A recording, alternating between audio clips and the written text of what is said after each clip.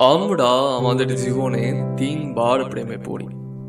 First love, যেটা আমাদের বাচ্চা বয়সেই শুরু হয়। এই ভালোবাসায় আমরা শুধু একে অপরের সাথে সময় কাটাতে পছন্দ করি। এখানে আমরা কেউ কারো শরীর দেখে নয়, বরং একে অপরের সাথে খুশি থেকে একে অপরকে ভালোবাসি।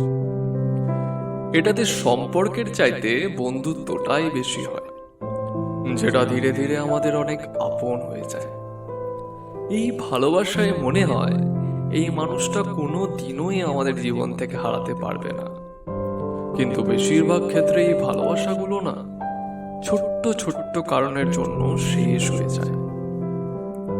তারপর আমরা আমাদের জীবনে দ্বিতীয়বার ভালোবাসায় পড়ি।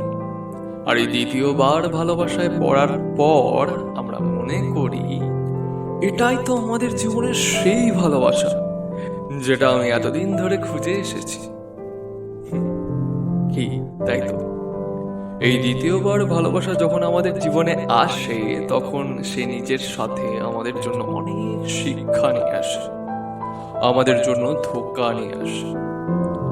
এই ভালোবাসা আমাদের জীবনে কষ্ট কিন্তু নিয়ে আসে, আমাদের ভালো মানুষ আর খারাপ মানুষের মধ্যে তফাৎটা বুঝতে শেখায়। এই সম্পর্কের শুরুটা দেখে মনে হয় এটা শেষ অবধি থাকবে, কিন্তু যত দিন এগিয়ে যায় আশা তত কমতে থাকে। এই সম্পর্ক না আমাদের একটা নতুন মানুষ বানিয়ে দেয়।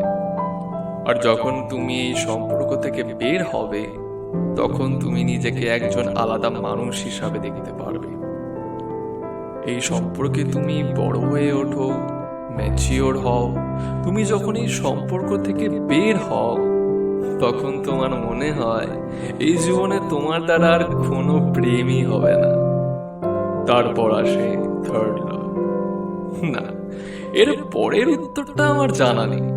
তোমরা যারা জানো তারা কমেন্ট করে আমাকে জানাও।